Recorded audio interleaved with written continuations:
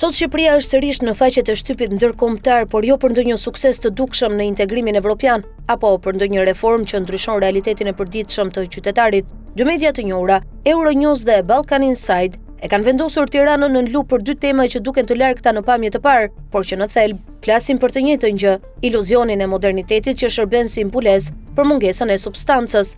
Euronews i kushton një artikull të plot ministres virtuale të prezantuar nga kryeministri Edi Rama me emrin Diella, një avatar inteligjencë artificiale që supozohet të përfaqësojë qeverinë digjitale të së ardhmes. Në letër, ideja tingëllon si një hap drejt inovacionit dhe transparencës. Në praktik, megjithatë, ajo ngre më shumë pyetje se sa përgjigje. Një figurë digjitale që nuk ka personalitet juridik, nuk mund të mbajë përgjegjësi dhe nuk përfaqëson askënd ligjërisht, por përdoret si simbol i progresit shtetëror. Në fakt, është vetëm një tjetër mjet marketingu për të krijuar përshtypjen e reformave që nuk ekzistojnë.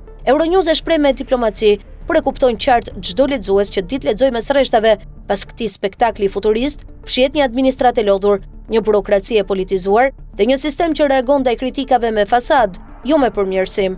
Brukseli, që nesër nis samitin e zgjerimit të BE-s, nuk do të kërkojë avatar apo fjalime në hologram, por rezultate të matshme në drejtësi, në luftën kundër korrupsionit dhe në respektimin e lirive qytetare, dhe në këto fusha, Shqipëria sot ne vazhdon të ngecë në vend. Në të njëjtën ditë, portali investigativ Balkan Inside publikon një studim të një akademiku amerikan mbi çështjen e racës dhe identitetit në Shqipëri. Në një vend që shpesh e quan veten pandarje racore dhe të hapur, studimi tregon një realitet tjetër, diskriminimi i heshtur ndaj komuniteteve rome, egjiptian dhe grupeve të tjera të marginalizuara. Në thelb, artikulli i Balkan Inside është një pasqyrë e asaj që Shqipëria nuk pranon ta shohë në vetvete, ndarjet e thella sociale që maskohen me slogane patriotike dhe europianiste.